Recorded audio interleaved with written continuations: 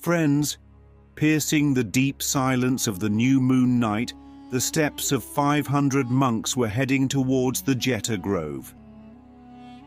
After attending fairs, Tathagata Gautama Buddha used to come with his monks to the Jeta Grove monastery every rainy season.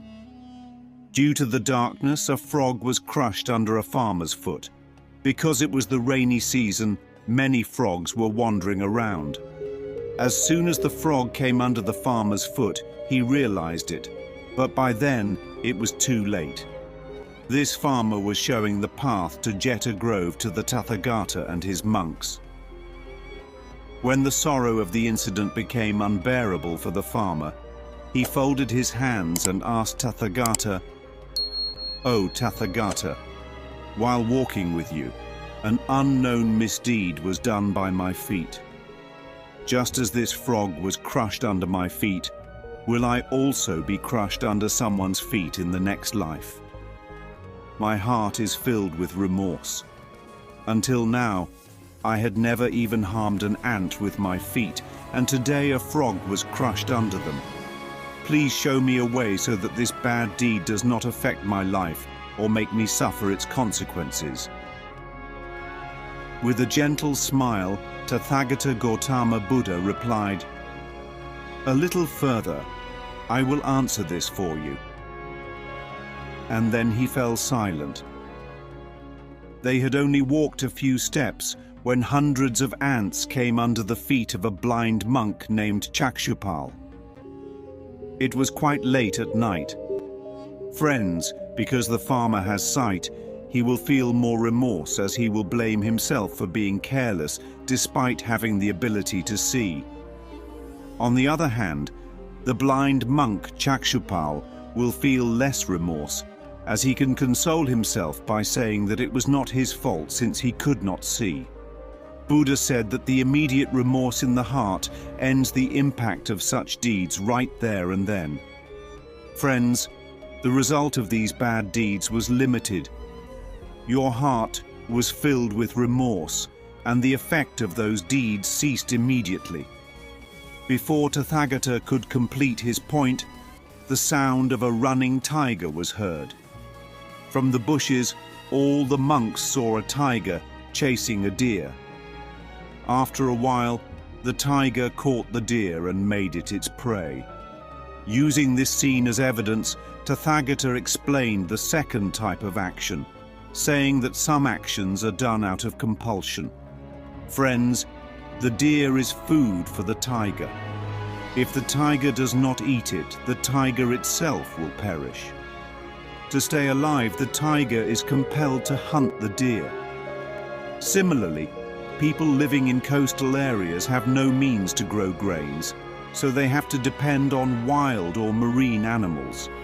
Otherwise, they will not be able to follow their natural duty of staying alive, leading to their death. It would be unfair to hold humans responsible for such actions done out of necessity. Tathagata further elaborated that even among actions done out of compulsion, there are two types. The first, where a person harms others for their benefit, and the second, where a person benefits without harming others, but rather through self-effort.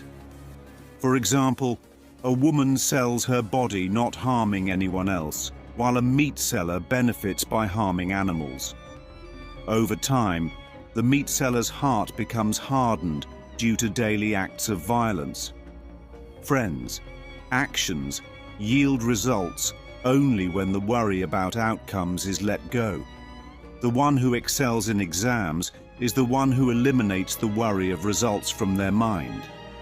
However, humans worry about outcomes throughout their lives, but neglect their actions. If a person focuses solely on actions without worrying about results, nature rewards them with outcomes better than they imagined. Tathagata said there are two kinds of true suffering in this world. Friends, the first is mental suffering, and the second is physical suffering. Mental suffering is endured by those who harbor jealousy, vengeful thoughts, or anger.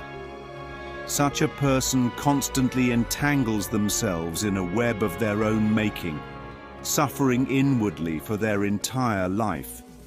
In contrast, a person who dedicates their life to the welfare of humanity and protecting the weak expands their heart like an ocean, filled with waves of joy and unity with the universe, merging with the supreme power that governs the world.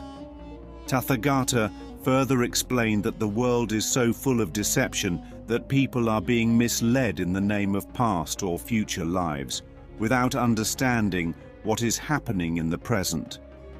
They want to correct everything in the next life.